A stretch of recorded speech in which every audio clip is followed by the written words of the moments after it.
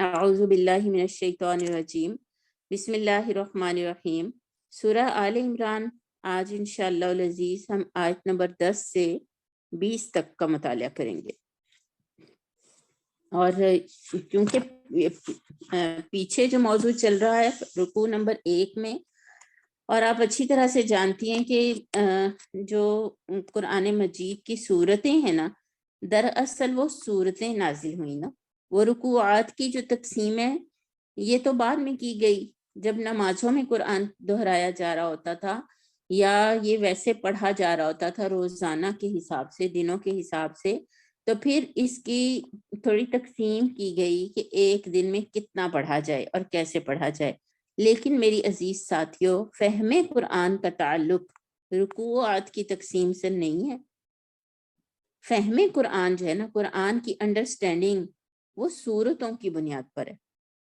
سورہ کا آغاز کہاں سے ہوگا اور آگے بات کہاں جائے گی اور اینڈ کہاں پہ ہوگا، اور درمیان میں اس آغاز اور اختتام کے لحاظ سے کوئی اہم چیز کس طرح سے سمجھائی گئی ہوگی۔ یہی وجہ ہے کہ رکوع ختم ہو جاتا ہے لیکن موضوع بعض اوقات ختم نہیں ہوتا۔ موضوع بعض اوقات رکوع کے درمیان میں جا کے چینج ہوتا ہے، بعض اوقات وہ مطلب 3-4 رکوع ایک ہی موضوع چل رہا ہوتا ہے نا، اس کے بعد موضوع تبدیل ہو جاتا ہے۔ تو اس لیے یہ جہاں پہ اب دوسرا رکوع شروع ہو رہا ہے تو یہ موضوع بالکل بھی تبدیل نہیں ہوا، یہ پچھلے ہی سیاق و سباق کے ساتھ چل رہا ہے۔ آیت نمبر 10 ہم پہلے پڑھتے ہیں، بسم اللہ الرحمن الرحیم۔ ان الذین کفروا، بے شک وہ لوگ جنہوں نے کفر کیا، آگے کر دیں مریم سلائیڈ، لا تغنی عنہم اموالہم، ہرگز نہیں کام آئیں گے ان کے، اموالہم ان کے مال، ولا اولادہم من اللہ شیئا، اور نہ ان کی اولادیں، من اللہ، یہاں من کا مطلب جو ہے نا وہ سے نہیں ہوگا۔ دیکھیں اگر آپ اس کو یوں بنائیں کہ ہرگز نہیں کام آئیں گے ان کے مال اور نہ ان کی اولادیں اللہ سے کچھ بھی، تو سینس نہیں بنتی نا۔ تو یہ جو حرف جارہ ہوتے ہیں نا، ان کی ٹرانسلیشن پھر اپنی زبان میں کرتے ہوئے اس لحاظ سے کرتے ہیں جو آپ کے اپنی زبان کا ایک انداز ہوتا ہے۔ تو اردو میں کرتے ہوئے اس کا ترجمہ یوں بنے گا کہ ہر کس نہیں کام آئیں گے ان کے مال اور نہ ان کی اولادیں اللہ کے مقابلے میں کچھ بھی۔ یہاں پہ من کا کیا مطلب ہوگا؟ اللہ کے مقابلے میں کچھ بھی۔ وَأُولَئِكَ هُمْ وَقُودُ النَّارِ، اور یہ وہ لوگ ہیں جو آگ کا ایندھن ہوں گے۔ آگے کریں نیکسٹ، کَدَأْبِ آلِ فِرْعَوْنَ، جیسے کہ ہوا حال آل فرعون کا، والذین من قبلہم، اور ان لوگوں کا جو ان سے پہلے ہیں، کذبوا بآیاتنا، یہ وہ لوگ تھے جنہوں نے جھٹلایا ہماری آیات کو، فأخذہم اللہ بذنوبہم، تو پکڑ لیا اللہ نے انہیں ان کے گناہوں کی وجہ سے، واللہ شدید العقاب، اور اللہ تعالی سخت سزا دینے والا ہے۔ تو اس آیت میں اللہ تعالیٰ نے جو اسماء استعمال کی ہیں ان کو ایک دفعہ دیکھ لیتے ہیں۔ دا بھی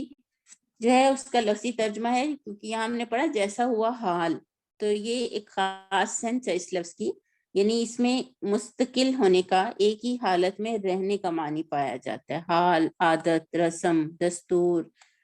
یعنی یہ اس عادت اور طریقے کے لیے استعمال ہوتا ہے جو ہمیشہ ایک ہی حالت میں رہے۔ یعنی آل فرعون جو تھے انہوں نے اپنی اصلاح نہیں کی، انہوں نے اپنی عادت نہیں بدلی، انہوں نے اپنا طریقہ کار، اپنا دستور، اپنی رسم، اپنی عادت نہیں بدلی،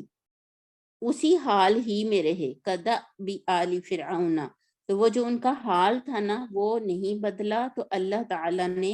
ان کو ان کے گناہوں کی وجہ سے پکڑ لیا۔ تو اور وہ جو ان سے پہلے تھے، اور من قبلہم، ان سے پہلے کن لوگوں کو اللہ تعالیٰ نے یہاں پہ ان کے ساتھ شریک کیا؟ آل فرعون کے ساتھ، آل فرعون کے ساتھ اللہ تعالیٰ نے ان لوگوں کو شریک کیا ہے جو ان کی طرح جنہوں نے اللہ کی آیات کو جھٹلایا اور وہ اسی حالت میں رہے، یعنی جس گناہ اور جس اس کی حالت میں چلے گئے تو وہ اسی حالت میں رہے، اور انہوں نے ان کی حالت ہونے کی کیا وجہ تھی؟ کذبوا بآیاتنا، انہوں نے ہماری آیات کو جھٹلایا۔ نیکسٹ کریں، اور ہماری آیات کو جھٹلایا یعنی اللہ تعالیٰ کی طرف سے جو رسول آئے جو پیغمبر آئے جو وہ لے کر آئے اللہ کی طرف سے نشانیاں، یہاں آیات سے مراد تورات بھی ہے، اور کیونکہ ابھی انجیل بعد میں آئی ہے نا، تورات تھی جو موسیٰ علیہ السلام کو پھر دی گئی تھی،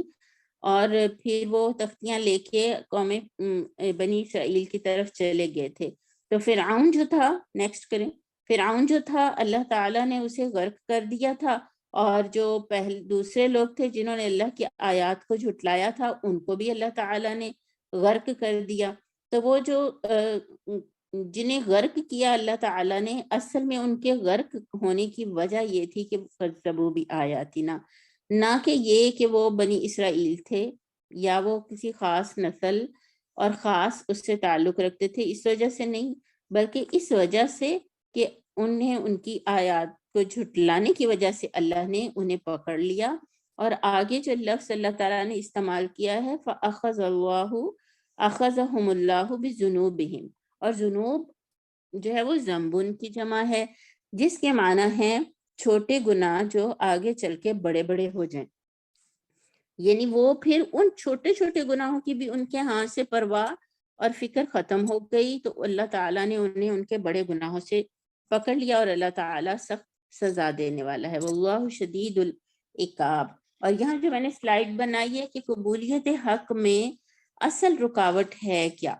اصل چیز کیا ہے، تو دیکھیں پیچھے جو بات چل رہی تھی پیچھے والی آیت میں کہ اللہ تعالیٰ نے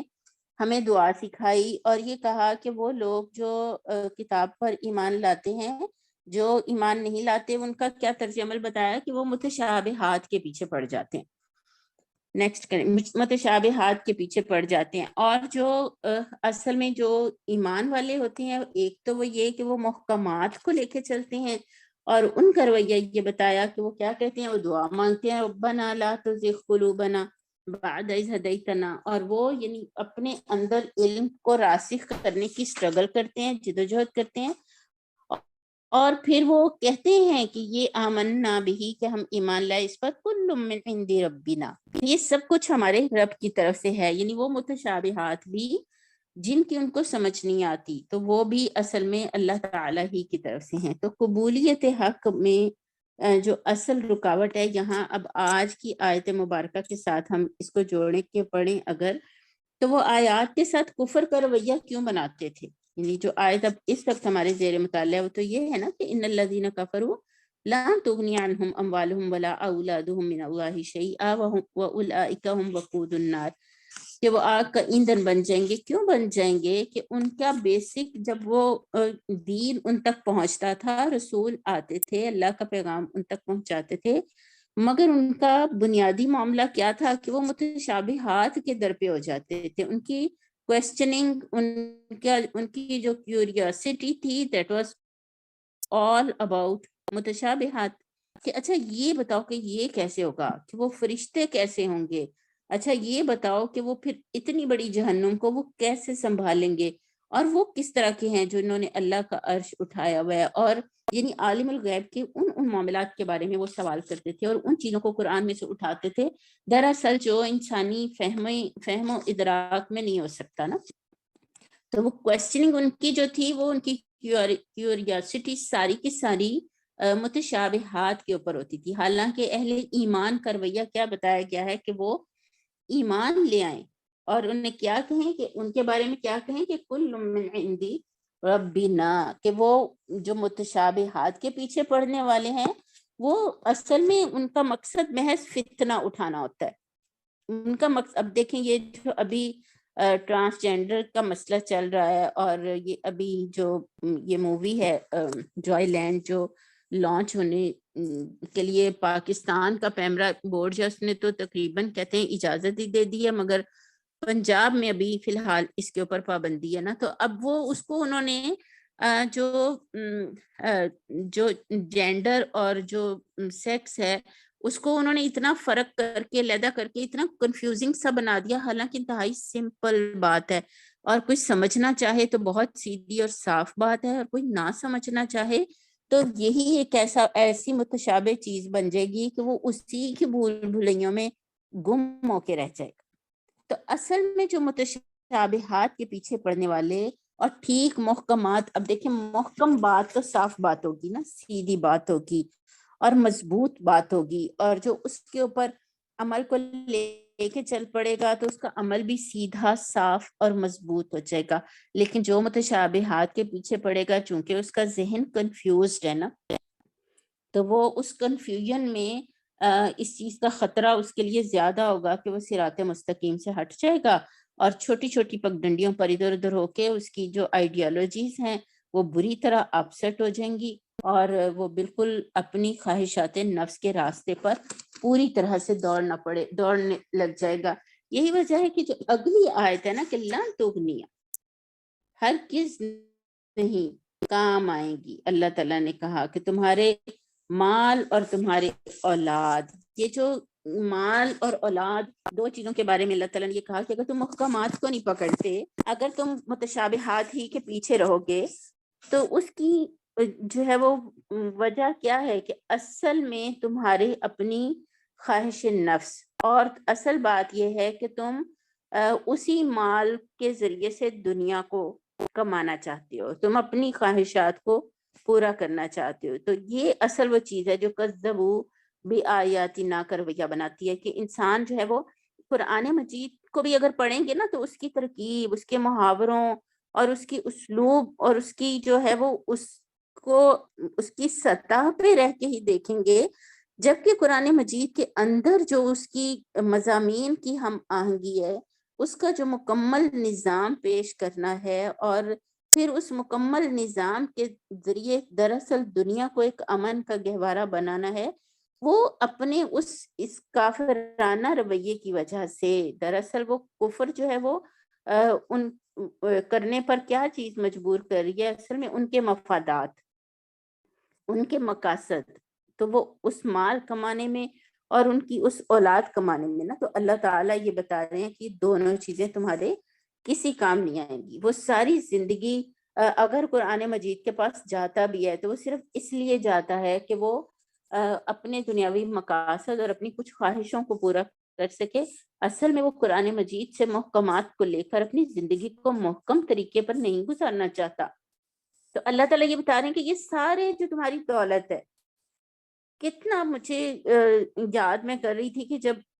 کورونا آیا اور بالکل وہ جو ابتدائی جو اس کے واقعات تھے, خصوصاً اٹلی کے اندر جو اموات ہوئی نا, تو وہ انہوں نے سڑکوں پہ انسانوں کو یوں مرے ہوئے دکھایا,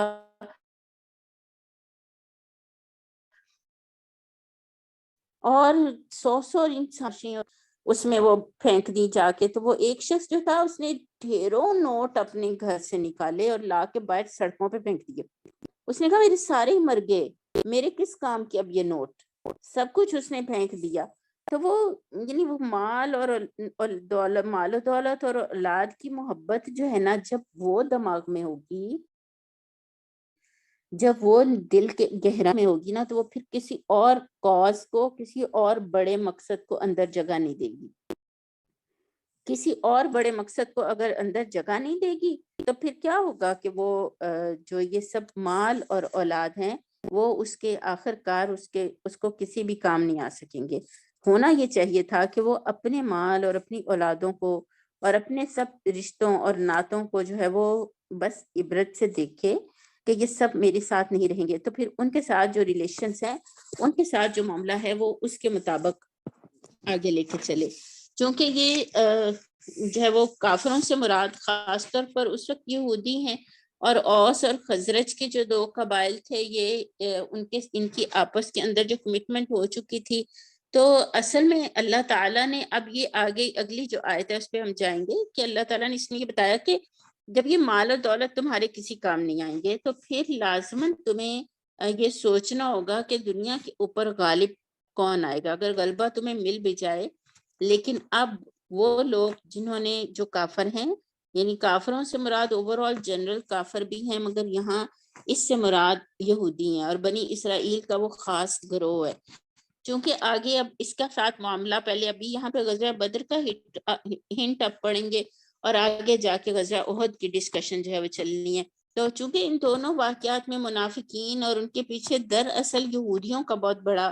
ایک ہاتھ مسلمانوں کے حوالے سے نظر آتا ہے نا، تو اللہ تعالیٰ نے یہ بتایا کہ کافروا قل للذین کفروا، کہہ دو کافروں کو کہ ستغلبون، کہ ان قریب تم مغلوب کیے جاؤ گے، وتحشرون، اور تم اکٹھے کیے جاؤ گے، ہانکے جاؤ گے، الی جہنم، جہنم کی طرف، وبئس المہاد، اور وہ کیا ہی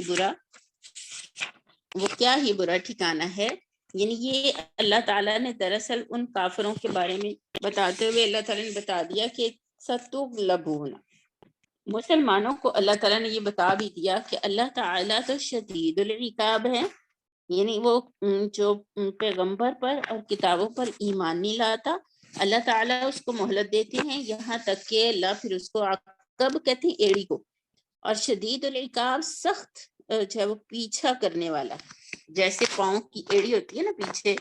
کہ اللہ تعالیٰ سخت طور پر پیچھا کرنے والے ہیں۔ تو ساتھ اللہ تعالیٰ نے یہودیوں کو یہ وارننگ بھی دے دی کہ وہ سب لوگ جو اوس اور خزرج سے متعلق ہیں ابھی تک مسلمان نہیں ہوئے، اور منافقین کے ساتھ اور یہودیوں کے ساتھ مل کے اصل میں انہی کے اعلی کار بن کے مسلمانوں کے خلاف سازشیں کر رہے ہیں، اور مسلمانوں کے خلاف ان کی جو دشمنی ہے وہ حد سے بڑھتی چلی جا رہی ہے۔ تو اللہ تعالیٰ نے اب یہاں پہ یہ بتایا کہ یہ مسلمانوں کے لیے یہ خوشخبری ہے کہ یہ مغلوب ہو جائیں گے۔ تو غالب کون آئے گا؟ مسلمانوں کو آخر کار غالب آنا ہی ہے۔ اگرچہ یہ جو آیات ہیں یہ غزوہ بدر کے بعد نازل ہوئی ہیں، اور اس لیے یہاں پہ کچھ ایک ہنٹ ہمیں اس حوالے سے بھی ملتا ہے کہ غزوہ بدر جو ہو چکا ہے، تو غزوہ بدر جو ہے وہ اس کے بارے میں تمہیں کوئی کسی غلط فہمی میں نہیں آنا، خاص طور پہ جو یہودیوں کا قبیلہ تھا نا بنی قینقاع، وہ ابھی میدان میں نہیں آیا تھا، یہ باتیں وہی کر رہے تھے۔ تو اللہ تعالیٰ نے کہا کہ تم نے نبی کریم صلی اللہ علیہ وسلم کو غزوہ بدر میں دیکھا ہے، تو اب تم کسی غلط فہمی اس میں نہ رہو کہ مکے والے کیا جانے کے لڑنا کیسے ہوتا ہے، اور یہ کہ ہم لڑیں گے تو ہم یہ کریں گے، اور ہمارے سامنے آئیں گے تو ہم یہ ماریں گے۔ تو اللہ تعالیٰ نے یہ بتایا کہ دیکھو یہ جو کافر ہے نا یہ مغلوب بھی ہوں گے، اور آخر کار یہ سب جہنم کی طرف اکٹھے بھی کیے جائیں گے۔ تو اللہ تعالیٰ نے اس میں یہ بتایا کہ ہو سکتا ہے کہ جس وقت قرآن کریم اسلام کے غلبے اور دیکھیں یہودیوں کی جو اس مغلوبیت کی پیشگوئی کر رہا تھا، تو مسلمانوں کی طاقت اس وقت اتنی زیادہ تو تھی نہیں، چونکہ یہ جو اس سے آگے اب اللہ تعالیٰ پیغام دینے جا رہے ہیں نا کہ یہ جو دل ہے اس کے اندر اگر متاع دنیا کی محبت ہے تو اس کے اندر کوئی بڑا مقصد اور بڑا کاز گرو نہیں کر سکتا، ڈیولپ نہیں کر سکتا۔ یہ جو میرے آپ کے دل ہے نا یہ برتن کی طرح ہے، اگر ان کے اندر ہم نے کسی بڑے مقصد کو ڈال کے اس کی پرورش نہیں کی نا تو وہاں پہ دنیا پرورش پائے گی، دنیا کی محبت، مال و دولت۔ تو اللہ تعالیٰ نے چونکہ آگے مسلمانوں کو یہ بتانا ہے کہ اب جنگیں ہوں گی، اب حالات جو ہیں وہ مشکل ہوں گے، پہلے سے اور زیادہ ہوتے چلے جائیں گے، اور یہ یہودی اور یہ الگ الگ جو قبیلے ہیں بنی قینقاع اور دوسرے قبیلے، یہ سب مسلمانوں کے خلاف اتریں گے، لیکن تم پریشان نہ ہو، یہ مغلوب ہوں گے اور غالب تم ہی نے آنا ہے۔ آپ دیکھیں کہ ایسا ہی ہوا تھا کچھ عرصے بعد کہ بنی قینقاع جو تھا اس نے نبی کریم صلی اللہ علیہ وسلم کا محاصرہ کیا، اور پھر نبی کریم صلی اللہ علیہ وسلم نے ان کا محاصرہ کیا تھا۔ یہ اس کو ہم پڑھتے ہیں جا کے سورۃ الحشر میں۔ تو پھر انہوں نے جو ہے وہ آپ صلی اللہ علیہ وسلم نے ان کا محاصرہ کیا، تو انہوں نے پہلے تو بڑی بد زبانی کی کہ اور عبداللہ بن ابی نے انہیں جو ایک منافق تھا انہیں یہ کہا بھی کہ آپ جو ہے وہ میں تمہارے ساتھ ہوں اور سارے ہم منافق جو ہیں وہ تمہارا ساتھ دیں گے، لیکن آخر کار یہ ہوا کہ اللہ تعالیٰ نے اپنے نبی صلی اللہ علیہ وسلم کو ہی جو ہے وہ کامیابی دی تھی، اور بالآخر ان کو شہر سے نکل جانا پڑا تھا۔ نبی صلی اللہ علیہ وسلم نے انہیں شہر سے نکل جانے کے لیے کہا تھا۔ تو دنیا میں تو ان کو یہ سزا ملی کہ وہ وہاں سے نکلے اور خیبر میں جا کے آباد ہو گئے تھے،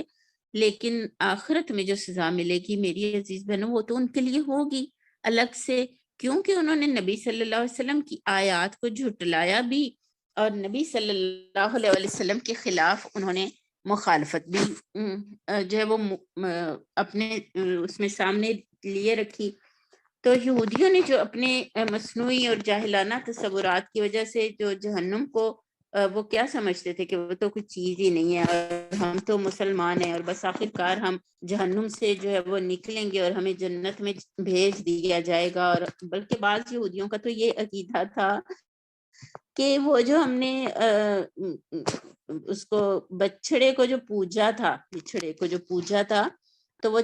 جو اور اس کے نتیجے میں جو فقتلوا انفسکم کی سزا ہمیں دنیا میں دے دی گئی تھی نا، تو بس اب آخرت میں تو ہمیں صرف 40 دن کے لیے جہنم میں ڈالا جائے گا اور آخر کار اب پھر ہمیں جنت ہی میں بھیجا جائے گا. تو اللہ تعالیٰ نے کہا وَبِئْسَ الْمِہَادُ، اس جہنم کے بارے میں اللہ تعالیٰ نے فرمایا کہ سَتُغْلَبُونَ وَتُحْشَرُونَ إِلَىٰ جَهَنَّمَ وَبِئْسَ الْمِہَادُ. اور میہاد کا لفظ جو ہے نا وہ خاص طور پر یہ کہ جیسے گود میں، یعنی جہنم اس طرح سے ان کو اپنے اندر لیے رکھے گی کہ وہ اس میں سے نکل نہیں سکیں گے. اور اس کے بعد اگلی آیت میں اللہ تعالیٰ فرما رہے ہیں قُلْ لِلَّذِينَ قَدْ كَانَ لَكُمْ آیَةٌ، تمہارے لیے ہے ایک نشانی، فی فئتین، دو گروہوں میں، التقطا، جو آپس میں ایک دوسرے سے لڑ گئے، بھیڑ گئے. فئتوں تو قاتل فی سبیل اللہ، ایک گروہ لڑ رہا تھا اللہ کی راہ میں، وَأُخْرَىٰ کافرۃ، اور دوسرا کافر تھا. اور یہاں پہ یہ بات اللہ تعالیٰ نے نہیں کہی کہ تو قاتل فی سبیل الشیطان، لیکن یہ انڈرسٹوڈ بات ہے نا کہ اگر ایک گروہ، دو جماعتیں ہیں، ایک گروہ فی سبیل اللہ میں لڑ رہی ہے تو لازمی طور پر دوسرا جو گروہ ہے وہ لا محالہ فی سبیل الشیطان لڑ رہا ہے. اور یرونہم، دیکھتے تھے ان کو، مثلیہم، اپنے سے دو گنا، رأی العین، اپنی آنکھوں سے، یعنی بظاہر اپنی آنکھوں سے وہ انہیں دیکھتے تھے تو انہیں ایسے لگتا تھا کہ وہ دو گنا ہیں. واللہ یؤید بنصرہ من یشاء، اللہ تائید کرتا ہے، مدد کرتا ہے اپنی نصرت سے، من یشاء، جس کے لیے چاہتا ہے. ان فی ذلک لعبرۃ لأولی الابصار، بے شک اس میں ایک عبرت ہے اولی الابصار کے لیے. اور یہ دو گروہ کون سے ہیں؟ ایک گروہ فی سبیل اللہ جو گروہ ہے وہ نبی کریم صلی اللہ علیہ وسلم کا گروہ ہے، اور دوسرا گروہ جو ہے وہ لا محالہ مشرکین مکہ کا گروہ ہے. جو افعال آپ نے ان آیات میں پڑھے، التقطا، دونوں ملیں، دونوں باہم، یعنی یہ ملنا خلوص و محبت اور پیار سے نہیں بلکہ لڑائی کے لیے ملنا، باہم جنگجو ہونا. اور دوسرا لفظ ہے یؤید، وہ تائید کرتا ہے، وہ مدد کرتا ہے، وہ قوی کرتا ہے. تائیدن سے مضارع واحد غائب مذکر کا صیغہ ہے. اور جو اسماء ہے وہ مثلا، اصل میں مثلی نہیں تھا نا یہ، اور اس کا مطلب یہ ہوگا کہ دو گنا، مثل سے ہے اور اصل میں مثلی نہیں تھا، اس لیے وہ الف نون جو ہے وہ اس کا، یا نون جو ہے وہ اس کا گر گیا اضافت کی وجہ سے. اور یہاں پہ یہ جو واقعہ ہے اس میں یہ غزوہ بدر کا ذکر ہے کہ تھے دو گروہ تمہارے لیے آیتن، ایک نشانی. اب دیکھیں نشانی کس چیز کی ہوں گے، وہ آیت دونوں گروہ کس چیز کے ہوں گے. تو آپ ذرا ایک تھرڈ پارٹی کا تصور کر لیں کہ جب میدان بدر میں دونوں گروہ آپس میں لڑ رہے تھے، مسلمان گروہ اور کافروں کا گروہ آپس میں لڑ رہے تھے، تو اگر کوئی تیسرا دیکھے تو ایک جو جماعت ہے وہ تھوڑی سی جماعت ہے، صرف 313 لوگ ہیں، اور سامان جنگ بھی صرف 808 تلواریں ہیں، ٹوٹل 8 تلواریں اور 2 گھوڑے اور صرف 6 زر ہیں. آپ ذرا اندازہ کریں کہ 8 تلواروں کے ساتھ غزوہ بدر ہوا تھا، باقیوں کے پاس کیا تھا؟ وہ کس سے لڑ رہے تھے؟ زیادہ تر کے ہاتھوں میں شمشیر کس کو کہتے ہیں؟ ذرا چھوٹی چھری کہہ لیں، چھری ٹائپ چھوٹی تلوار، جو عام طور پر عرب کے جو لوگ تھے نا وہ اپنے پڑتل میں، یہ جو نیفا آپ کہہ لیں ہماری زبان میں، اس میں وہ رکھتے ہیں عام طور پر لوگ. تو وہ اس کو عام طور پر جنگوں کے لیے استعمال کرنا عجیب بات تھی نا. زیادہ تر کے پاس جو تھے وہ شمشیریں تھیں یا کمانیں تھیں. یعنی جو تیر اور کمان ہوتے ہیں نا، تیر کمان تھے، اور بعض بہت سے ایسے بھی تھے جو بالکل خالی ہاتھ تھے، خالی ہاتھ تھے۔ انہوں نے کیا کیا، انہوں نے ارد گرد جو درخت تھے نا، انہوں نے ان درختوں کی ٹہنیاں ہی توڑ کے تو اپنے لیے کچھ لاٹھی تیار کی۔ ایک صحابی کے بارے میں آتا ہے کہ انہوں نے نبی کریم صلی اللہ علیہ وسلم سے شکایت کی کہ میں تو میرے پاس تو کچھ بھی نہیں، میں کیسے لڑوں، خالی ہاتھ ہوں۔ تو آپ صلی اللہ علیہ وسلم نے ایک لکڑی کا تختہ اٹھا کے دیا، اللہ اکبر، جو ان کے ہاتھ میں پہنچ کر ایک چمکتی ہوئی تلوار بن گیا۔ سبحان اللہ، اللہ تعالیٰ کی مدد تو بڑی خاص تھی، لیکن یہ یاد رہے کہ یہ مدد جو ہے وہ اس قلت تعداد، قلت سامان، مطلب نتھنگ، وہ کوئی ایسا گروہ نہیں تھا جو جنگ کے لیے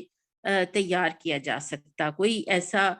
مسلح جنگجو ٹرینڈ ماسٹر آج کے دور میں ذرا آپ اندازہ کریں، اس طرح کا وہ گروہ نہیں تھا، لیکن آپ صلی اللہ علیہ وسلم اس ایمان اور اس جذبے کے ساتھ اسے لے کے میدان میں اتر گئے تھے۔ تو جب وہ ان کا حال دیکھیں، لوگوں کا یہ تھا کہ وہ جب ان کو دیکھتے تھے نا کافر، یرونہم، وہ جو کافر تھے نا، وہ خوراک کافرتن، یہ ان کافروں کے بارے میں اللہ نے کہا یرونہم مثلیہم رأی العین، وہ کافر جو تھے نا، آپ دیکھیں جیسے آپ کو لگے گا کہ کتنے لوگ آگے سامنے سے، کوئی ڈر کے خوف سے بھاگ آئے اور اندر آ کے اتنے زیادہ لوگ آ رہے ہیں ہمارے گھر کی طرف بھاگے، اور کوئی باہر جائے تو وہ کہے کہ یار یہ تو 7-8 لوگ ہیں، مجھے تو تمہاری بات سے ایسے لگا جیسے 50-60 لوگ ہیں جو بھاگے آ رہے ہیں۔ تو انسان کے انٹرنل جو فیلنگ ہوتی ہے نا، وہ اس سارے اس کو دیکھ کے نا اس کو یوں لگتا ہے کہ جیسے وہ کئی گنا، تو وہ اس خوف میں دراصل مسلمانوں کو دیکھتے تھے تو انہیں وہ یہ لگتا تھا کہ جیسے وہ ان سے 2 گنا ہیں۔ اور مسلمانوں کا حال کیا تھا کہ وہ جیسے جو ہے وہ روزے سے تھے، ان میں سے اکثر رمضان میں ہوا تھا تو یہ والا جو غزوہ بدر تھا یہ رمضان المبارک میں ہوا تھا۔ آپ پڑھتی ہیں رمضان کے باب میں اس کے بارے میں ہم پڑھتے ہیں کہ اکثر لوگ روزے تھے اور نبی صلی اللہ علیہ وسلم نے پانی منگایا اور آپ نے پیالہ اونچا کر کے تو روزہ دن میں ہی افطار کر دیا تھا نا، تو کچھ لوگوں نے آپ کو دیکھ کے افطار کر لیا، کچھ نے نہیں کیا۔ آپ نے فرمایا کہ آج افطار کرنے والے روزہ رکھنے والوں پر بازی لے گئے، کیونکہ وہ انہوں نے اس سارے کی جا کے سیٹنگ کی، کیمپس لگائے، اور جو میدان جنگ میں جو عملی کام تھے وہ ان لوگوں نے کیے جن کے روزے نہیں تھے، ہے نا۔ تو یہ آپ ذرا اندازہ تو کریں، وہ سارے روزے تھے اور کوئی ان کے ہاتھوں میں چیزیں نہیں تھیں، بس ایک جذبہ تھا، ایک حوصلہ تھا، ایک یقین کی کیفیت تھی نا، ان کے دلوں میں دنیا نہیں تھی،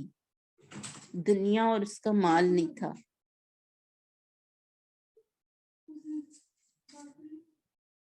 ایک منٹ،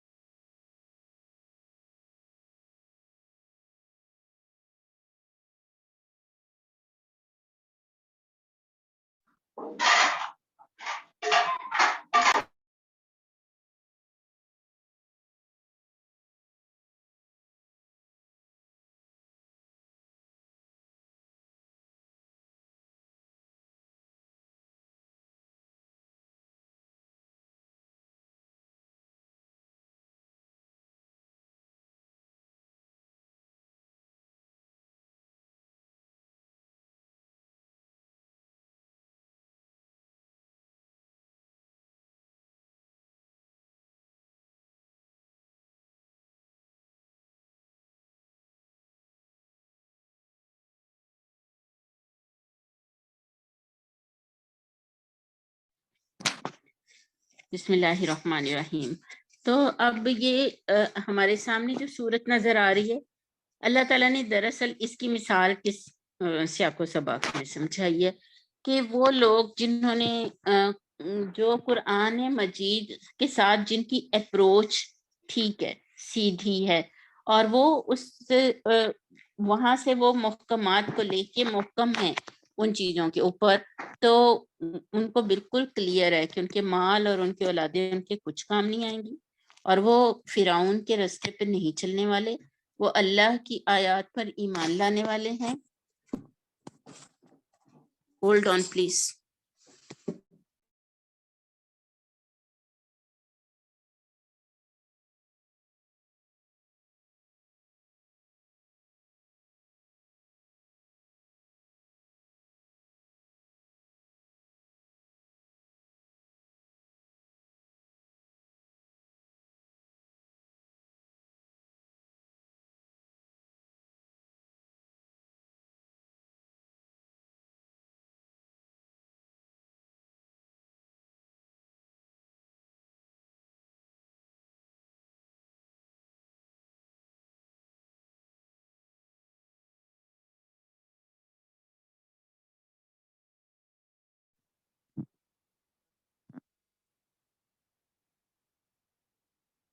اس لیے یہ جو دو گروہ ہمارے سامنے رکھے گئے ہیں،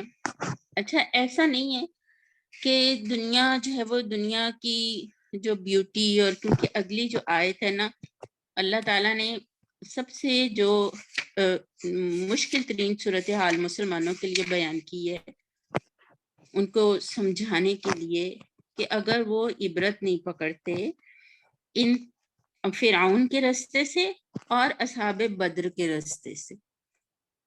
فرعون غرق ہو گیا، ختم ہو گیا، اس کے پیچھے چلنے والے ختم ہو گئے، پھر دو گروہ پھر کھڑے ہوئے، ان میں سے ایک پھر فرعون ہی کے راستے پر تھا، مشرکین مکہ، مگر مسلمانوں کو اللہ تعالیٰ نے فتح دی۔ کیوں فتح دی؟ کیونکہ ان کی جنگ، ان کی تمام جدوجہد جو ہے وہ فی سبیل اللہ تھی، فی سبیل الشیطان نہیں تھی، کہ اللہ تعالیٰ نے ایسے ان یوزل واقعات سے بھی ان کی مدد فرمائی۔ تو آگے اللہ تعالیٰ فرما رہے ہیں زُیِّنَ لِلنَّاسِ، سجا دی گئی ان لوگوں کے لیے حب الشہواتی، اچھا یہ بیچ میں حاشیہ بھی ہے، پیچھے کریں، ذرا پڑھ لیتے ہیں حاشیے کو، مریم پیچھے کرنا بیٹے، کہ جنگ بدر کا اس وقت قریبی زمانے ہی میں پیش آ چکا تھا، اس لیے اس کے مشاہدات اور نتائج کی طرف اشارہ کر کے لوگوں کو عبرت دلائی گئی ہے۔ اس میں 3 باتیں نہایت سبق آموز تھیں۔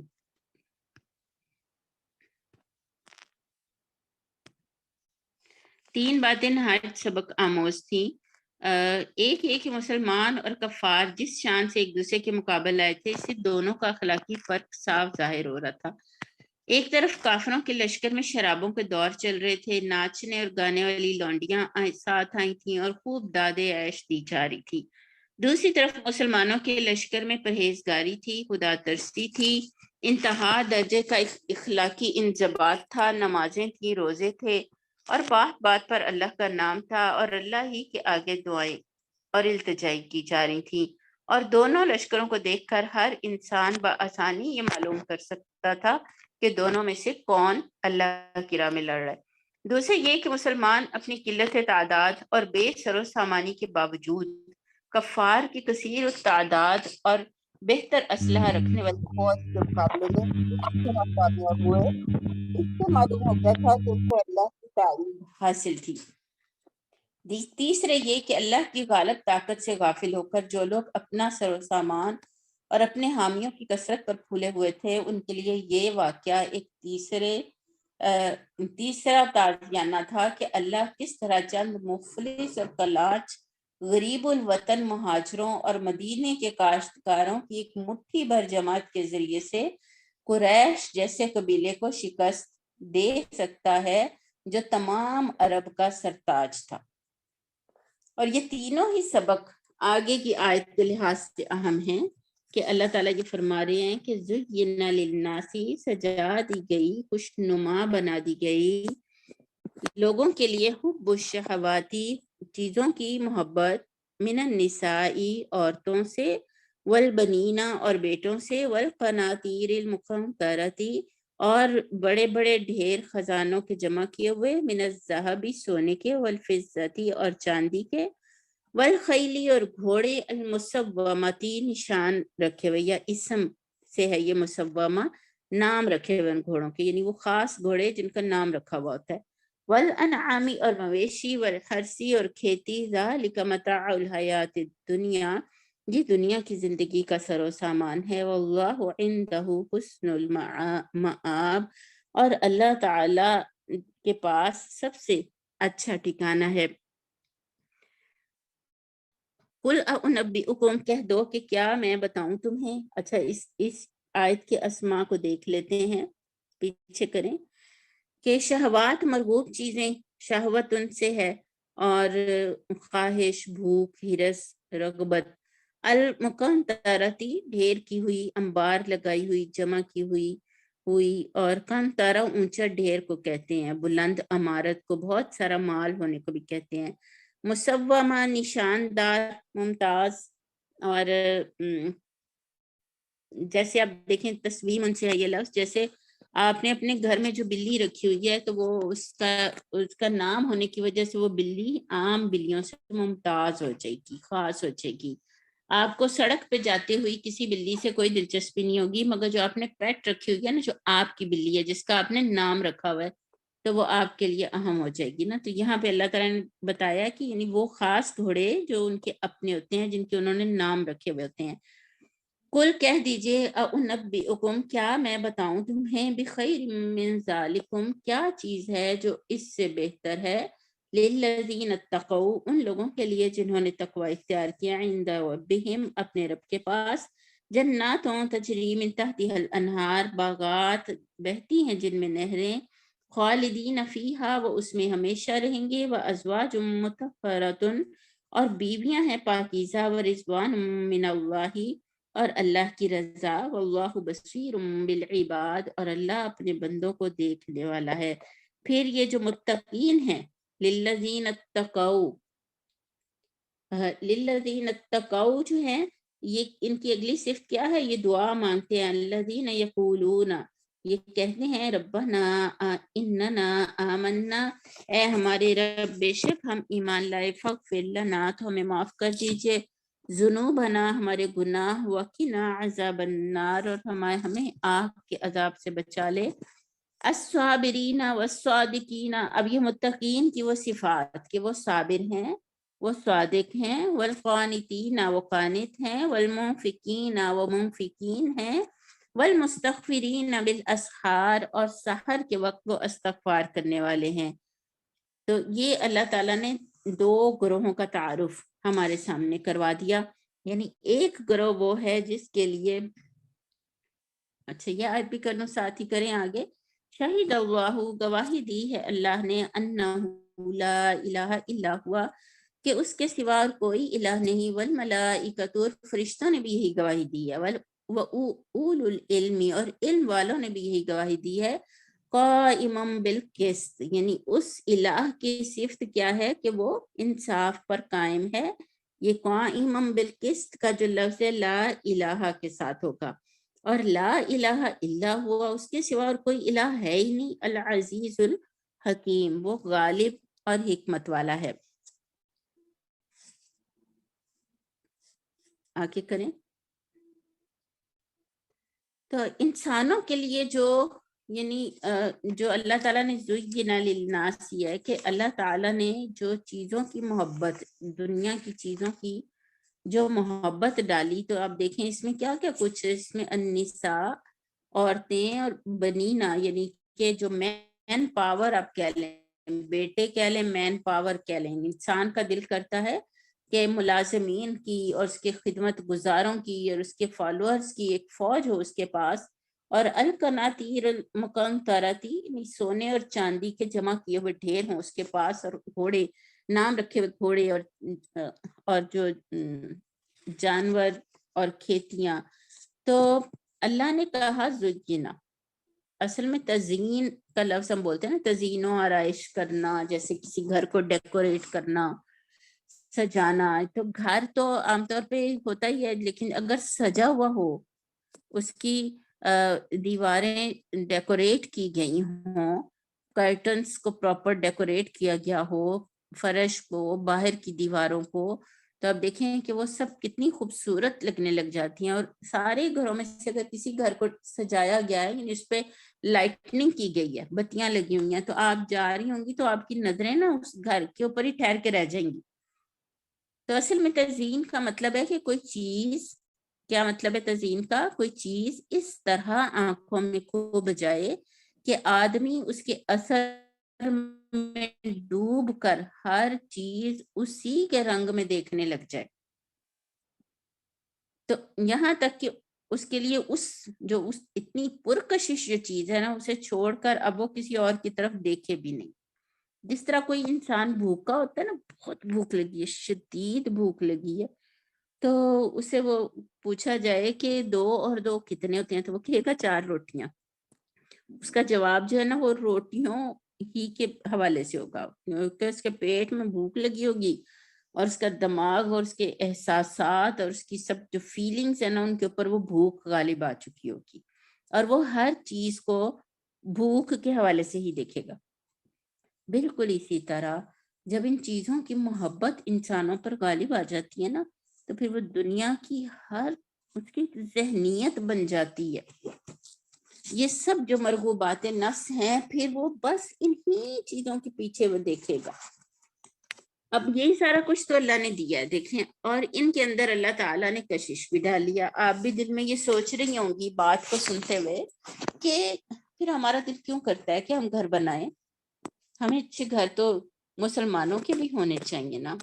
और क्या मुसलमानों का ये हक नहीं है कि वो दुनिया में अच्छे घरों में रहें?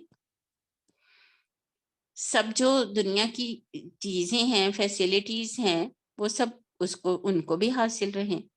तो कशिश तो देखिए हर इंसान को है, और अगर हमें ये कशिश ना हो ना इन सारी चीजों की, तो इंसान इन चीजों को हासिल करने की कोशिश भी ना करे। अगर आपको सड़क पे जाती गाड़ी और उसमें बैठे इंसान फैसिनेट नहीं करते, आपको फैसिनेट करते हैं ना कि यार देखो इसके पास कितनी अच्छी गाड़ी है। अब किसी खातून को गाड़ी चलाती देखती हैं, हम खवातीन हैं,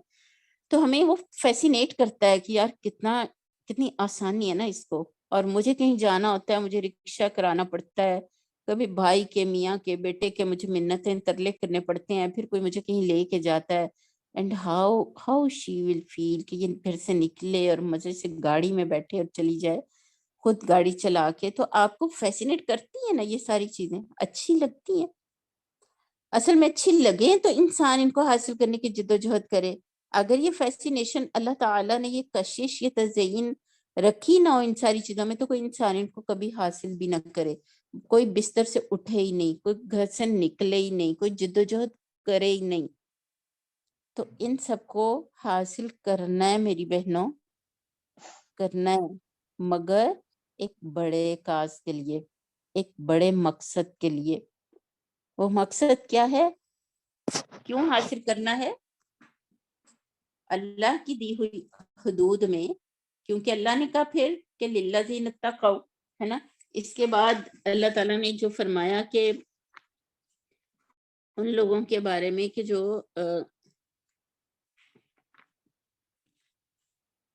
कि अल्लाह ताला कह रहे हैं उनब्बिउकुम बिखैरिम मिन ज़ालिकुम लिल्लज़ीन तक़ौ। अच्छा, दुनिया में वो ये सब कुछ हासिल करेगा, मगर उस ये इनकी मोहब्बत नहीं दिल में होगी, दिल में उसका वो कॉज होगा, उसका वो मकसद हयात होगा, उसका मिशन होगा। और मिशन क्या है मेरा और आपका? मेरा और आपका मिशन यही है कि हमें इस दुनिया में अल्लाह के दीन को नाफज करना है। तो हम घोड़े क्यों हासिल करेंगे? अल खैलिल मुसव्वमती, आज के दौर में गाड़ियां ले लें, कोई लैंड क्रूजर है, कोई जहाज है किसी के पास, उसका अपना पर्सनल, वो 1 मिनट में पाकिस्तान से यहाँ से वहां जाता है और पूरे पाकिस्तान के दौरे कर लेता है। क्यों हासिल करेंगे? अगर अगर हमारे लीडर के पास एक जहाज हो तो क्यों ना हो, उसके वक्त के अंदर इतनी सहूलत और गुंजाइश उसको क्यों ना दी जाए کہ وہ اللہ کے دین کی اقامت کے لیے اگر پاکستان پورے میں پھرنا چاہے، ایک ہی دن میں لاہور، کراچی، اسلام آباد کے دورے کرنا چاہے تو دین وائی ناٹ. یہ بالکل ایک غلط تصور ہے کہ اگر ایک دینی جماعت کا ایک مسلمان حکمران ہے تو یار اس کو تو پیدل ہی کہیں آنا جانا چاہیے، اور رکشے پہ ہی آنا چاہیے، اور سائیکل پہ ہی آنا جانا چاہیے. اس کے پاس کیسے جہاز ہو سکتے ہیں؟ جہاز تو اس دنیا دار حکمرانوں کے پاس ہوگا، اس کے پاس کیوں ہوگا؟ اگر ایک مین پاور کے لیے ایک دولت مند ان سب کو اسٹرگل کرے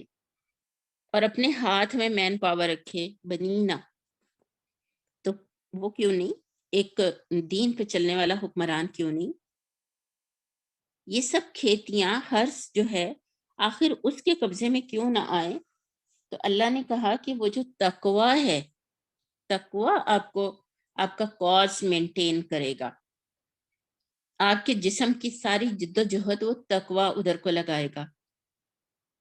اگر یہ نساء اور بنینا اور مقنطرۃ من الذہب والفضہ اور الخیل المسومہ اور الانعام اور حرث اگر اللہ کے دین کے لیے استعمال نہیں ہوتے، اللہ کی دی ہوئی حدود و قیود میں ان کو حاصل کریں گے اور انشاءاللہ اللہ ہی کی راہ میں ان کو کھپائیں گے. کتنی پیاری مثال ہے حضرت سلیمان علیہ السلام کی. کیسے گھوڑے پالے ہوئے تھے، جب وہ اکٹھے دوڑتے تھے اس طرح سے ٹرینڈ کیے ہوئے تھے، وہ اکٹھے جب بھاگتے تھے تو آپ ذرا تصور کریں وہ کتنا خوبصورت سما ہوگا. لیکن دل میں خیال آ گیا، ان کو واپس بلایا، ہاتھ پھیرا اور کہا کہ گھوڑوں تمہاری تو جو محبت ہے نا وہ تو میں نے بس اللہ کی محبت کے لیے اختیار کی ہے. تو کیوں نہ ہم ساری جو جدید گیجٹریز ہیں، جتنی جدید ٹیکنالوجیز ہیں، جتنے سب دین کو غالب کرنے کے لیے، یہود و نصارہ کو، کفار کو مغلوب کرنے کے لیے، آخر ہم کیوں وہ تمام ذرائع استعمال نہ کریں؟ ہمیں بھی چاہیے یہ سب کچھ، اور ہمیں تو زیادہ چاہیے، اور ہمیں ہی چاہیے، کیونکہ اہل ایمان کے ہاتھوں میں یہ سب کچھ ہوگا تو وہ انہی ساری چیزوں کو عدل کے ساتھ، اعتدال کے ساتھ راہ للہ کھپاتے ہوئے، لگاتے ہوئے چلیں گے آگے. حکومتیں صحابہ کرام کے لیے مسئلہ نہیں تھے، محلات صحابہ کرام کی ضرورت نہیں تھے، وہ تو زمین پر اینٹ رکھ کے سو جایا کرتے تھے. حضرت عمر رضی اللہ تعالیٰ عنہ ہے نا، ان کے اوپر پھر وہ نظم بھی آپ گوگل کیجئے گا اگر آپ کو مل گئی کہ عدلتا، کیا ہے وہ نظم کہ حکمتا عدلتا فنمتا، کہ حکومت کی تم نے اے عمر، تم نے حکومت کی اور پھر تم نے عدل کیا اور پھر تم آرام سے سو گئے. اور ان کا آرام سے سونا کہیں محلات میں اور پر آسائش بستروں پہ نہیں ہوتا تھا. تو وہ تقوی پہ رہتے ہیں اور کیا دعا کرتے ہیں؟ ربنا آتینا، ربنا اننا آمنا، ہمارے رب ہم ایمان لائے، فاغفر لنا ذنوبنا وقنا عذاب النار، اور ہمیں آگ کے عذاب سے بچا لے. تو وہ جو دنیا کی غلامی ہے نا، وہ اس غلامی کے اندر نہیں ہوتے، وہ اللہ کے تقوی کے ساتھ کسی ہرس کے بغیر ایک صابر اور شاکر ایک عاجز بندے کی طرح وہ ان نعمتوں کو استعمال کرتے ہیں. تو اللہ تعالیٰ نے یہ بتایا کہ یہ سب کچھ بھی انہی کے لیے ہوگا، دنیا میں بھی اور جنت میں بھی. اور وہ یہ دعا اپنے اس پہ رکھتے ہیں. اور پھر اللہ تعالیٰ نے بتایا کہ ان ساری جو یہ ایک خیال اور ایک جذبہ ہے نا کہ تمہارے دل میں دنیا نہیں ہوگی اور دنیا کی رغبت اور محبت نہیں ہوگی، بلکہ تم اللہ کے لیے کرو گے. تو اللہ تعالیٰ نے وہ صفات اب آگے بتائی ہیں. الصابرین، صبر. صبر کی 3 اقسام ہیں: صبر علی الطاعہ، اور صبر عن المعصیات، اور صبر علی المصائب. علی الطاعہ یہ ہے کہ اطاعت پر صبر، اللہ اس کے رسول کی پر اطاعت کرنا، پھر چاہے کوئی قید کرے، کوئی پھانسیاں دے. بنگلہ دیش میں دیکھیں، مصر میں دیکھیں،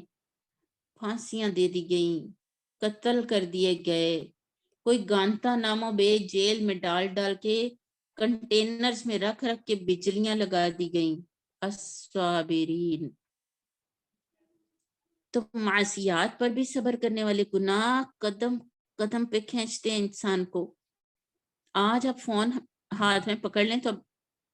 پوری سیکس دیکھ لیں گے, زنا کی وہ حالت بھی دیکھ لیں گے, آپ ہر چیز دیکھ لیں گے, لیکن صبر کہ نہیں جانا ادھر, نہیں دیکھنا یہ سب کچھ. اور جو کوئی بھی پھر اس راستے میں مصیبت آئے اس پر صبر کرنا. اور پھر اگلی صفت ہے سچ, صادقین. سچ بولنا کیا ہے کہ وہ یعنی کوئی شخص اگر حق کے خلاف بات کرے تو یہ اس کے بغیر اسے برداشت نہ کر سکیں اور سچ بات بتا کے رہیں. اسی طرح قنوت, قنوت کا معنی جو ہے نا وہ اطاعت, قانتہ نام بھی رکھتے ہیں نا, قانتہ کہتے ہیں اطاعت کرنے والی کو. ایسی اطاعت کے دل میں بھی کہیں کوئی رکاوٹ نہ ہو, جو آپ دل کی پوری خوشی سے, پوری رضامندی سے بہترین اطاعت کرتے ہیں نا, تو جب آپ دل کی پوری خوشی اور رضامندی سے کرتے ہیں تو آپ بھاگ کے وہ کام کرتے ہیں, آپ پوری جدوجہد کریں گے اس کام میں, آپ پوری سٹرگل کے ساتھ آپ بہترین معیار کا کام کریں گے. تو قانتہ جو ہے وہ ایسی فرما بردار بندے کو کہتے ہیں. انفاق یعنی اللہ کی راہ میں خرچ کرتے ہیں. تو یہ کیسے ہو سکتا ہے کہ یہ سب چیزیں آپ اللہ کی راہ میں نہ لگائیں؟ ان کی النساء البنین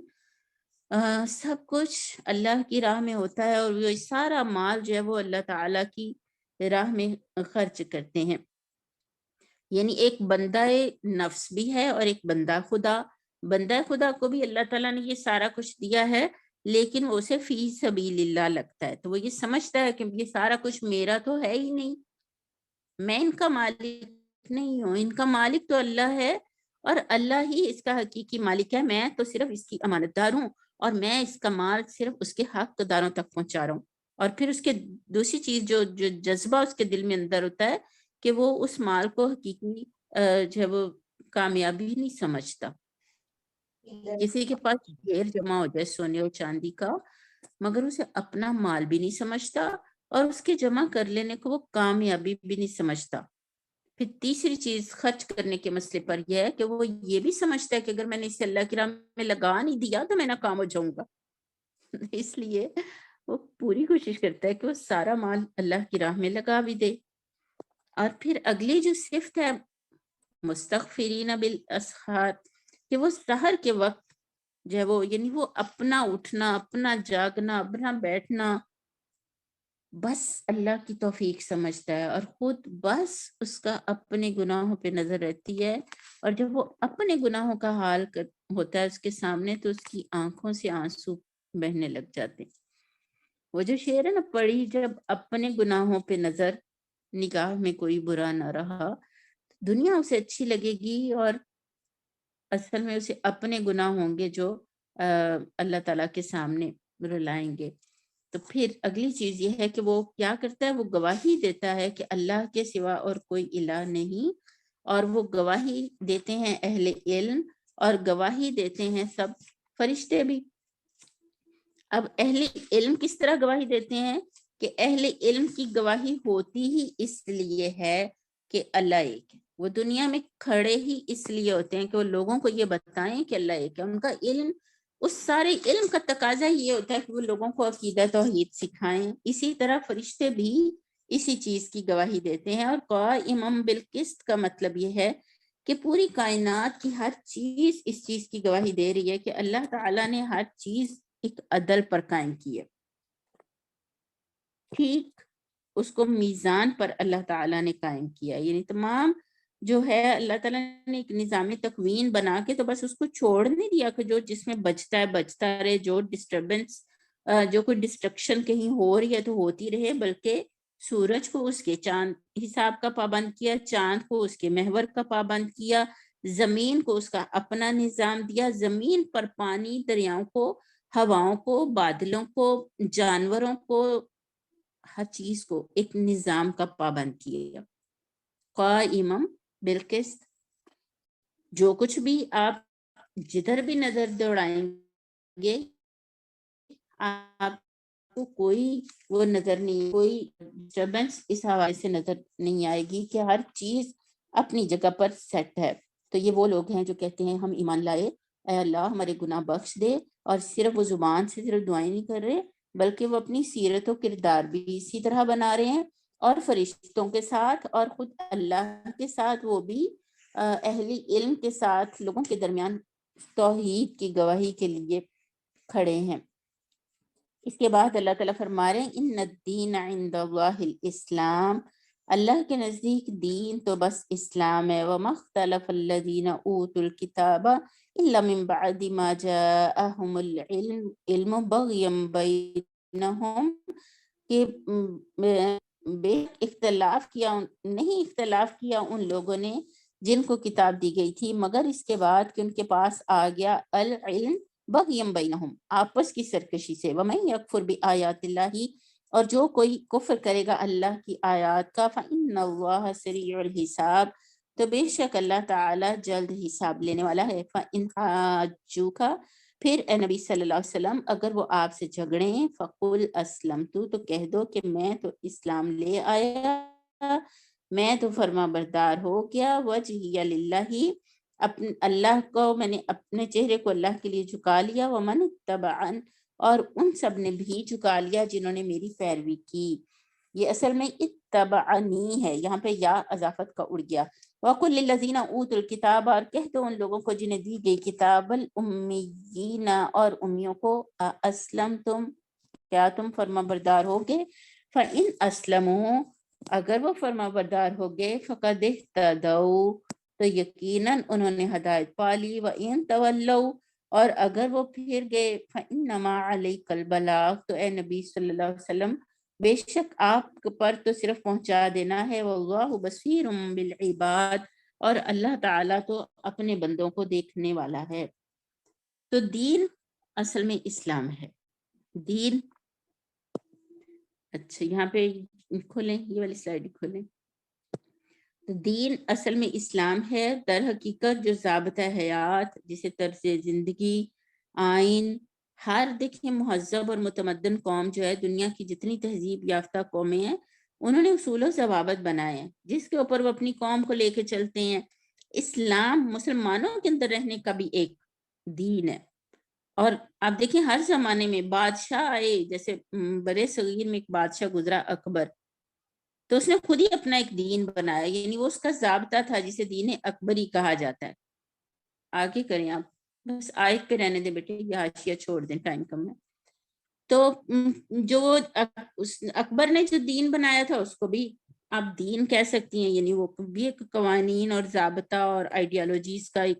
مجموعہ تھا۔ تو دین لوگوں نے جتنے مرضی بنائے ہوں، جیسے بھی بنائے ہوں، اصل دین الاسلام ہے۔ اور اسلام کے بارے میں مولانا مودودی نے یہ لکھا ہے کہ آپ کچھ بھی ہو سکتے ہیں مگر اسلام، مسلم نہیں ہو سکتے جب تک کہ آپ نے اسلام والا طرز عمل نہیں بنایا، آپ اللہ کے مطیع اور فرما بردار نہیں ہوگے نا، تب تک نہیں ہو سکتا۔ تو اسلام اصل میں اللہ تعالیٰ کا پسندیدہ دین ہے، یعنی اللہ کو یہ پسند ہے کہ جو اللہ نے خود انسٹرکشنز دیے ہیں اس کے فالوورز بن جائیں۔ تو اللہ تعالیٰ کہتے ہیں کہ بے شک جنہیں کتاب دی گئی اور جو ان پڑھ ہیں، امی ہیں، ان سے پوچھو کہ اسلم تم، دیکھیں میں نے اس کی ایک سلائیڈ الگ سے بنائی ہے، آگے کریں نا، اسلم تم، یہ وہ سوال ہے، بلکہ آپ نے ایک کام کرنا ہے، یہ کام مریم اب جو میں کام دیتی ہوں بیٹے وہ دھیان سے نوٹ کر لیا کریں، کہ آپ نے اس کو ایک کاغذ پہ لکھنا ہے، چاہے کوئی سٹیکی نوٹ لے لیں یا کوئی پیپر لے لیں، آپ نے اسے لکھ کے نا اپنی ڈریسنگ ٹیبل کے اوپر، اپنی الماری میں آپ نے اس کو لگانا ہے، اسلم تم، بس اتنا سا لفظ۔ اور پھر یہ سوال، یعنی یہ وہ سوال ہے جو اس وقت جو یہودی تھے، حالانکہ وہ الہامی ادیان کے فالوورز تھے، اور جو امی تھے، یعنی جو سرے سے کسی دین کو نہیں جانتے تھے، بس امی تھے، ان پڑھ لوگ تھے، سادہ ان پڑھ سادہ لوگ۔ تو سوال کیا اللہ نے، اسلم تم، بتاؤ تم کیا فرما بردار ہوگے، فالوور بن گئے، کیا تم نے اسلام کو قبول کر لیا؟ تو اللہ تعالیٰ نے خود ہی پھر اس کا جواب بھی دیا کہ جس نے اسے قبول کر لیا فقد اہتدوا، تو وہ ہوگا جو ہدایت یافتہ ہوگا۔ تو اگر لوگ منہ پھیر لیتے ہیں تو دیکھو اے نبی، آپ کے ذمے تو بس پہنچا دینا ہے، واللہ بصیر بالعباد، اور اللہ تعالیٰ تو بس اپنے بندوں کو دیکھنے والا ہے۔ تو کرنے کا کام کیا ہے، آپ نے یہ چٹ لگانی ہے لکھ کے، پھر آپ نے اس لکھی ہوئی چٹ کی تصویر بنا کے اپنے گروپ میں شیئر کرنی ہے، اور پھر یہ سوال آپ نے اپنے آپ سے بار بار پوچھنا ہے سارا دن۔ آپ نے جب اپنی الماری کھولنی ہے، جب آپ نے ڈریسنگ ٹیبل کے سامنے بیٹھنا ہے، کوئی اپنے بال بنانے، تیار ہونے یا کوئی کام کرنے، آپ نے اپنے آپ سے سوال کیا کرنا ہے کہ اے فاخرہ اسلمتم، بتاؤ کیا تم فرما بردار ہو گئی؟ کیا تم نے اللہ کی فرما برداری کو اختیار کر لیا؟ ساری زندگی میں ابھی یہ گھنٹہ پہلے، ابھی 15 منٹ پہلے بچوں سے کو ڈانٹ رہی تھی، ابھی کوئی امی کو جواب دے رہی تھی، ابھی کچھ شوہر کے ساتھ کوئی مسئلہ پیسوں کے خرچ پہ چل رہا تھا، ابھی زندگی کے مسائل میں ہر لمحہ ہر بدلتی موڑ پر کچھ نہ کچھ ایسا چیلنج آئے گا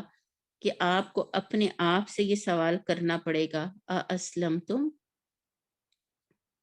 بتاؤ کیا تم فرما بردار ہو گئی؟ تو یہ سوال کریں گے ہم اپنے آپ سے، اور پھر ہم فرما برداری ڈھونڈیں گے، کس طرز عمل میں فرما برداری ہوگی، کس ایٹیچیوڈ میں فرما برداری ہوگی، کس پروسیس کے ذریعے سے ہم اسلم تم کے معیار کو پا سکیں گے۔ تو اللہ تعالیٰ مجھے اور آپ کو ان لوگوں میں شامل کرے جو اسلام مسلم بن چکے۔ اللہ کی جو ڈکشنری ہے نا، اللہ کے پاس جو لسٹ ہے، اس میں مسلم لکھ دیا، اور اللہ نے میرا نام، میرے نام کے ساتھ آگے لکھو مسلمہ۔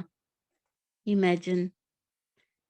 فرشتوں کے پاس جو لسٹ ہے، جسٹ امیجن کہ اس میں مسلمہ کا نام لکھا ہو، میرا اور آپ کا۔ تو اللہ ہمیں ان لوگوں میں شامل کرے، اور ہمیں اللہ تعالیٰ اس مجلس میں جو اللہ تعالیٰ ہمیں جمع کرتے ہیں، سورہ آل عمران کے سائے میں یہ سورہ بھی ایک بادل بن کے آ جائے قیامت کے دن ہمارے لیے، جب کہیں سایہ نہیں ہوگا، اللہ ان صورتوں کے سائے میں ہمیں جگہ دیتے۔ بہت جزاک اللہ، اللہ آپ سب کے فہم و بصیرت میں اضافہ کرے۔ اللہ میں جو کچھ بولتی ہوں میرے لیے بھی عمل کرنے کی توفیق عطا کرے۔ جزاک اللہ خیرن، احسن الجزاء فی الدارین، سبحانک اللہم و بحمدک، نشہد ان لا الہ الا انت، نستغفرک و نتوب الیک۔ سبحان ربک رب العزت عما یصفون، وسلام علی المرسلین، والحمد للہ رب العالمین۔ اللہم انا نسألک ایمان، اللہم انا نسألک الایمان، اللہم انا نسألک الاسلام، اللہم انا نسألک الاسلام، اللہم انا نسألک الجنت الفردوس، جنت الفردوس یا ربی یا رب العالمین۔ ربنا تقبل منا انک انت السمیع العلیم، وتب علینا انک انت التواب الرحیم، وصلی اللہ تعالی علی خیر خلقہ واصحابہ اجمعین، برحمتک یا ارحم الراحمین، برحمتک یا ارحم الراحمین، برحمتک یا ارحم الراحمین، آمین، اللہم آمین۔